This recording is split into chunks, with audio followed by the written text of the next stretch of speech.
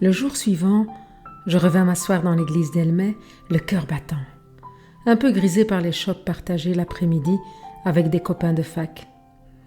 Peu après 17 heures, elle arriva. Ses yeux verts-veronnaises prirent quelques secondes pour s'habituer à l'ombre de la chapelle où je m'étais assis la veille.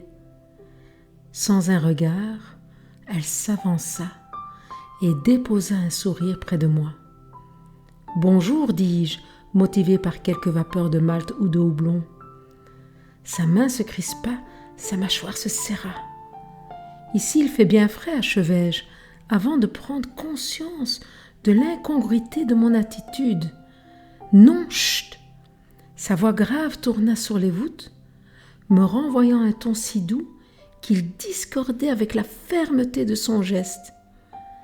Elle stoppa mon flux de paroles inutiles et m'intima tendrement de rester muet.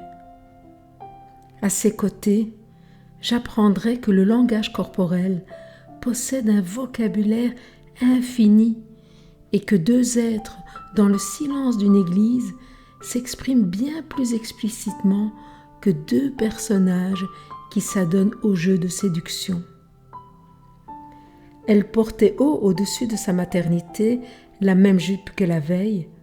Sans fausse pudeur, elle arrangea les plis, m'invitant à caresser du regard ses jambes très blanches, charnues sous l'étoffe, galbées au mollet. Ah, soupir, sourire. Le silence m'envoûta. Le silence nous unit. Je déposai mes yeux sur son corps vibrant de vie, les genoux, puis la contemplai jusque là où son envie me le proposait.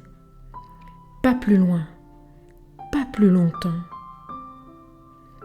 Cette femme semblait accoutumée d'une grande solitude pour connaître aussi bien les codes du mutisme et me les suggérer si clairement. Mon élection ne faisait cependant aucun doute, et je serais le seul avec qui elle pourrait partager ses sentiments. Pourquoi moi ? Pourquoi ici ?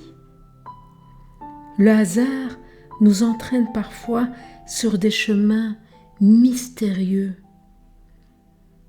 J'avais rencontré l'âme sœur, celle qui s'épanouirait auprès de moi, fils unique et déjà un peu vieux garçon.